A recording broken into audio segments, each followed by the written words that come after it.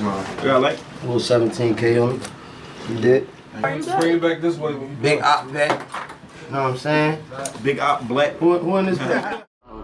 Yeah, I'm getting it all. Yeah. The plug on my phone say he got in the piece and he already know that I'm getting it off. Pints to the walk and I'm getting them off. I got them bags and I'm getting them off. 500 pounds and I ran through them all. Free all my dogs so that's locked behind wall. Now, the final suspect in the shooting death of a Philadelphia teenager is in police custody tonight. U.S. Marshals caught up with Jalil Williams in Atlanta, Georgia. 14-year-old Samir Jefferson was shot and killed in the 100 block of West Wyoming Avenue in late November while waiting for a SEPTA bus. Williams is being held in Fulton County, awaiting extradition back to Philadelphia. The city of Philadelphia has been well documented on this channel. There are certainly things to love about the city. Its unique culture, the food, the accent, the blue-collar attitude, the most passionate sports fans in this country. But like most major cities in the United States, the underworld of Philly is gritty and unforgivable. Stories of the old Italian mob from 100 years ago linger. Then you have the more modern mafia tales of the Italian and black mobs from the 70s through the 2000s. The introduction of RICO charges in the 70s and the Federal Justice Department's mission to eliminate organized crime entirely has left us in 2024 with the mob as we know it a thing of the past. But the streets never disappeared, and hundreds of young men a year are sucked into its trap. Certain sections of Philly are especially susceptible to the trappings of the streets. One of those areas is Strawberry Mansion in North Philadelphia.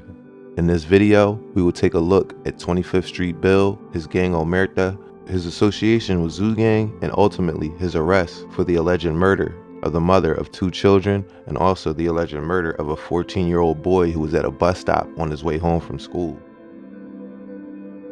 Jalil Williams was born in November of 1998 and lived on 25th and Cambria in that immediate area his entire life. He has a twin sister and another sister that's about 8 years older than him. His father was killed when Bill was just 1 year old. You know what I'm saying? So my dad died at when I was 1. When my twin sister was 1, chilling in the crib with my mom. Mom said he just had left us. Died right here, so I lost my father. The bullet hole was still right here in the dirt. On July 13, 2000, the bullet hole was still right here in the dirt. I'm guessing the shop got closed down. Growing up, he went back and forth between his great-grandmother and his grandmother's house. His mom wasn't around a lot when Bill was a child.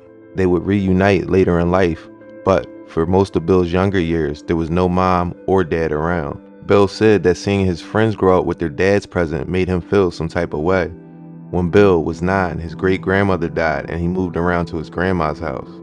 By 15, Bill was in trouble with the law and was sent to Glen Mills Juvenile Placement School for 15 months. When Bill got out, he made money by gambling and promoting parties. He also got involved heavily in the streets and was smack in the middle of several ongoing wars in the city. He claimed allegiance to his hood, and as of recently, the federal government said he was the ringleader of Omerta. Every jar we made it count, we never missed the basket. We smoking challenge, there's some gas, I see his face in ashes. And everybody gon' squeeze, so I don't need to pass it. Let's play a game up on your block and see who run the fastest. I be trying to run, so we shot his back in. Different killers, blissing blocks, this shit look like man. Bullets blasting, mama's crying, this shit got us laughing.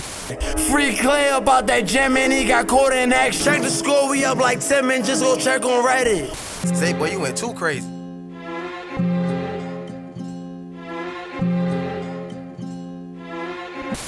Every time we spent they block, somebody popped a missing. Put that burner to his mouth, it's looking like they kissing. They keep asking what I'm smoking, try that shit hit. And if you get grabbed by them folks, don't be snitching. Last time we caught, we ran down, he was twitching. Hit him in the stomach, made his ass start shit. Bought 100 guns and made my little homie spin. If they ain't catch a op, I told the ass spin again. He ain't come outside, so we had to get his friend. Bought his ass trapping down the K, trying to make a play. So you know I sent him on his way. Bought the last Johnny for a bid and I smacked it with the 10. The ticket was a dub, you know his ass got bent. 12 get behind me, know I ain't stopping. Glock on my hip, they know how I'm rocking. Face card in my city, yeah, they know who pop. Omerta is a street group from Strawberry Mansion and has ties with Zoo Gang, and a lot of their street affairs would end up getting intertwined. Bill's name started to gain a lot of traction on the streets around 2017 or 2018. He put in work and gained a name for himself. Bill was always described as crafty and slick. He always found a way to get to $1 and proved very valuable to the guys and his team. He had a lot of survival mechanisms that became instinct, which naturally developed living in the type of neighborhood that Bill did. Bill's upbringing encapsulates what having no father and barely having a mother around and living in poverty does to young kids. Despite not having the best nature around, most importantly, his nurture was lacking as well. Bill's decision-making skills were heavily skewed as he grew up and made wrong decision after wrong decision, and he didn't have any older men around that were willing to steer him in the right direction, and those who did try to help, Bill, most of the time, didn't listen. Just after 11 p.m. on a cold November night in 2021, 2 men got in a shootout in a West Philadelphia corner store. One of the young men is Sewell, who was Bill's young bull. Sewell, or Rasul Quattlebaum, is seen here in a documentary with Bill in 2020. They were very close friends. He was in West Philly trapping that night that he was killed and ended up being in the wrong place at the wrong time. Z4, or Samir Jefferson, was a freshman at Thomas Edison High School. He was finding his way as a teenager growing up in the Wild West that are parts of Philly. His mom and father loved him dearly and wanted to see him succeed. But just wishing success on teens in a dangerous city like this isn't always enough. Samir wasn't as innocent as the news makes him sound. Disrespecting the dead is an easy way to get a target on your head, and even though Samir was just 14, the streets held him to the same standards. Samir knew the killer of Sewell, and so he felt emboldened for whatever reason to start saying disrespectful things on Instagram. On November 29th at 3:30, Samir was spotted by Bill, Black Neef, Khair, and 2 others as he waited for the bus home from school. They spotted him at the busy bus stop and hopped out on him. They shot him as many times as they did to make an example out of him. Breaking right now, sources tell Action News 2 people of interest are now in custody in connection to the murder of a 14-year-old. The teenager was shot dead just about 24 hours ago in the Feltonville section of Philadelphia. Tuesday afternoon, I'm Shari Williams. Sarah Bloomquist will be along a bit later. And I'm Rick Williams in for Brian Taft this afternoon, and we're following breaking updates to the homicide that may be linked to social media posts. Action News reporter Katie Castro is live at police headquarters with the new information. Katie. Rick and Shari, we spoke with family members who are absolutely broken and distraught. Community members that we have been speaking with say they are fed up with the gun violence in the city, especially when it affects a 14-year-old boy. A kid, like what did a 14-year-old kid do to get hit 18 times? Waiting to take the bus home after school, police say 14-year-old Samir Jefferson was struck at least 18 times throughout his body by gunfire. Police say he was rushed to a local hospital where he died. This all taking place around 3:30 in the afternoon on Monday. Today, some people stopped by to pray or wear signs, fed up with the gun violence. The boy was trying to go home from school. He's home now. Police say they found around 35 shell casings at the scene from 2 guns. You can see multiple bullet holes on the side of the Rite Aid. Philadelphia school officials said Jefferson was in 9th grade at Thomas Edison High School. He didn't live far from the scene on the 100 block of West Wyoming Avenue. I just painted Samir rest in peace, because I think that what happens is it's just another young life loss, another person lost, another woman shot, but we're not putting a name and a face. Sources tell Action News that the teen may have been targeted because of taunts on social media. Deputy Commissioner Ben Nash spoke on the murder today. The only thing we do know is that multiple people intentionally shot that young man to death. In an arrest affidavit, the facts of the case are as follows. On Monday, November 29, 2021, at 3:28 p.m., 25th District officers responded to a radio call for a person with a gun at West Wyoming Avenue. Upon arrival, officers located 14-year-old Samir suffering from numerous gunshot wounds throughout his body. Medic 45 transported the victim to Temple University Hospital, where he succumbed to his injuries and was pronounced dead at 4:11 p.m. A post-mortem exam was conducted on the remains of Samir at the Philadelphia Medical Examiner's Office. The cause of death was found to be multiple gunshot wounds throughout the body, and the manner of death is ruled homicide. On the same day Samir was killed, November 29th, the scene was processed by crime scene technicians at the direction of homicide personnel. Recovered at the scene are 14 .40 caliber FCCs, 23 9mm FCCs, 1 projectile, 11 bullet fragments, and blood samples. Video evidence is recovered from several local businesses that capture aspects of the incident and the suspect vehicles. Several witnesses are known to the Commonwealth and will be available for all future court proceedings, the document read. The victim, Samir Jefferson, was on the highway at 131 West Wyoming Avenue. A white Toyota Camry and a white Hyundai pulled up on Wyoming Ave, and 3 black males exited the Toyota Camry and began to shoot at Samir. Then Samir ran, but he fell at the parking lot of the Rite Aid. One of the suspects, described as wearing all gray clothing, then stood over Samir and continued to shoot him while he was on the ground. The males then re-entered the Toyota Camry, and both the Camry and Sonata fled together on West Wyoming Avenue. A witness to the shooting followed the suspect vehicles to the 5400 block of North 6th Street. The witness observed both cars parked and 4 or 5 males exit the 2 vehicles and go into a house found to be that particular address on North 6th Street. The witness also provided license plate numbers to the vehicles. The 35th District officers located the vehicles at 5400 North 6th Street. The Camry came back stolen. While still on location, officers observed 2 males exit the house on North 6th Street. Those males were ultimately stopped and transported to the homicide unit. The 2 males were later identified as Kadir Johnson and Kyer Garnett. The house on North 6th Street was secured and held for a search warrant. The search warrant was executed at that address by the homicide unit. Recovered from inside the 2nd floor apartment 2 black 9mm semi-automatic handguns and 2 black .40 caliber semi-automatic handguns, 1 green lower receiver to a semi-automatic handgun, live ammo, and FCCs, also male associated with Jalil Williams, were recovered. The firearm evidence was preserved and processed for ballistics testing. On November 30 of 2021, post-Miranda statements were provided by Kadir Johnson and Kyer Garnett. Admissions were made as to their involvement related to the incident. Based on these statements, additional suspects were identified as Jalil Williams, Hanif Roberson, and another individual. The suspects were identified as being directly involved in the shooting of Samir Jefferson. On December 1st, 2021, Detectives Coulter and Grace met with ADA Osborne and discussed all aspects of the case. The following charges were approved: murder, conspiracy, violations of the Uniform Firearms Act, and many other charges. Samir's murder was one of 562 homicides in Philadelphia that year, making 2021 the deadliest year on record in the city. Samir's sister, who has not to be named, said her family is heartbroken as her mother lost her younger son. "It's really not going to be the same without my little brother because he really brings joy to our family," she said. In early January 2022, Hanif Roberson was arrested in Oakwood, Georgia, and charged with murder, conspiracy, and other offenses. A month later, Jalil Williams, or 25th Street Bill, was arrested in Atlanta and also charged with murder and other offenses.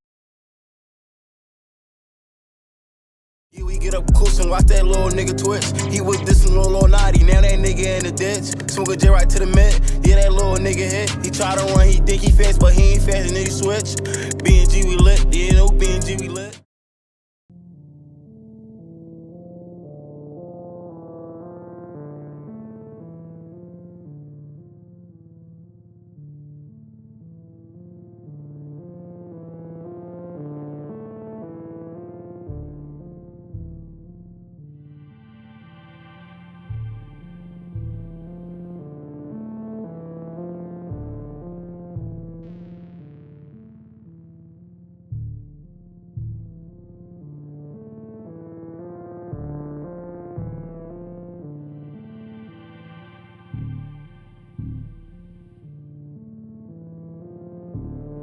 District Attorney Larry Krasner and the Philadelphia District Attorney's Office Gun Violence Task Force announced the arrest and charging of 4 suspects for their roles in 5 shootings in the city's Strawberry Mansion section in July and September of 2021, following an extensive investigation by the 31st County Investigating Grand Jury. 2 of the victims died from their injuries. These 4 suspects are associated with a violent street group operating in North Philadelphia known as Big Natty Gang, or B&G. These suspects have been charged for their alleged involvement in the following incidents. Dante Sutton is charged with 2 counts of attempted murder and related firearm offenses for allegedly shooting and injuring 2 victims on July 14, 2021 on the 2400 block of North 33rd Street. He is also charged with 1 count of homicide for his alleged involvement in a shooting that occurred on September 18, 2021 on the 2900 block of York Street. Dante Sutton was also charged with 2 counts of attempted murder earlier this year for a non-fatal double shooting. Jameer Brunson Gans, or Mir, is charged with the attempted murder and the related offenses for allegedly shooting and injuring a victim on September 5, 2021 on the 3100 block of North Judson. He is also charged with 1 count of homicide and related charges for his involvement in a shooting that occurred on September 6, 2021 on the 2200 block of West Huntington Street. Elijah Soto is charged with 2 counts of homicide and related offenses for the fatal shootings that occurred on September 6 and September 18, 2021. Khalil Henry is charged with 1 count of homicide and related charges for his role in the September 18, 2021 fatal shooting on York Street. He was also charged earlier this year with 2 counts of attempted murder along with Dante Sutton. So to recap, there was a murder on September 6, 2021 where Soto and Brunson Gans are charged. There was also a murder on September 18th where Henry, Soto, and Sutton were also charged. There was also 3 other shootings that these 4 have been charged with. Now at 4 o'clock, 4 men accused of terrorizing a Philadelphia neighborhood are off the streets today. Authorities said they have arrested members of an alleged organized crime ring behind 5 shootings back in 2021. It is Tuesday afternoon. I'm Brian Taft. And I'm Sarah Bloomquist. The big story on Action News, the arrests announced today by the district attorney's office. Authorities say their violent actions left 2 people dead and several others hurt in Strawberry Mansion. Action News reporter Maggie Kent joining us live along the Parkway this afternoon with more on how police were able to track these guys down, Maggie. Brian and Sarah, authorities, prosecutors say that they found some YouTube videos from these men in particular who were bragging about what was going on, and that they say the motive behind these shootings was notoriety. Well, they did get noticed by law enforcement. They found some YouTube videos from these men in particular who were bragging about what was going on. Niggas know the vibes with me because I'm different. I just roll the op, keep rolling ops till I get high, my nigga. If I get the drop, I see a op, then I'ma pop a nigga. He was at the stop and he got dropped. My birdie rocked the nigga. He ain't fast. I'ma let Lil Birdie get your ass, don't let shit pass. He gon' bang your shit, then put you in the pack. Don't got no rap. Bro, turn the beam on, bro, turn on the flash. Now that's his ass. Bro, give him gas. Yeah, we on some shit, I see it up, yeah, I'm a blick. Yeah, we get up close and watch that little nigga twitch. He was dissing little naughty, now that nigga in the ditch. Smoke a J right to the mid, yeah, that little nigga hit. Smoke a J right to the mid, yeah, that little nigga hit. Law enforcement says 4 men, members of a gang, are responsible for 5 shootings. 2 men were killed, 5 others were shot and injured. Dante Sutton, Jameer Brunson Gans, Elijah Soto, and Khalil Henry have been charged with homicide and gun crimes. This group sought notoriety, they sought infamy, they sought attention, and that was part of the motivation for each and every one of these shooting incidents. Prosecutors say the organized crime ring focused their attention on the Strawberry Mansion neighborhood in 2021. Various members are allegedly responsible for shooting 2 people July 14th on North 33rd Street, shooting a man on September 5th on the 3100 block of North Judson Street, carrying out the homicide of 19-year-old Jordan Murray the next day on the 2200 block of West Huntington Street, killing 33-year-old Jarek Jenkins on the 2900 block of West York Street September 18th, and shooting 2 people on October 4th, 2021 on the 2000 block of North 33rd Street. How did investigators connect these cases? The ATF employed the National Integrated Ballistic Network via examining fired cartridge casings. Now, prosecutors also spoke about how some of these individuals were sending text messages to each other, one of them reading, "We put the H in homicide." All of these young men, 18 to 20 years old, face serious charges if convicted. We are live along the Parkway. Maggie Kent, Channel 6, Action News, Brian. Now, box him and he out of luck. We gon' leave that nigga stuck. Free my niggas out the gym, they booked again like what the fuck. B&G, we coming up, sliding, get in front of us. 100 MB texting from the jets like no lights running up. On them drills, we cover up. The bitches, they be loving us. I remember I was hooping, now I'm shooting niggas up. Drake got me booted up. Sliding, we be suited up. We been bending for some years, this shit was never new to us. B&G, we getting over, nigga. Fuck again back. We been dropping niggas, getting litty way before the rap. You want smoke, you getting that. That's this bitch I'm hitting. The violence didn't stop there.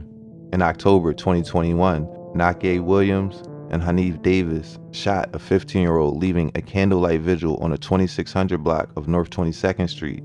In January of 2022, Nake Williams also committed a murder during a carjacking on the 2500 block of North 28th Street.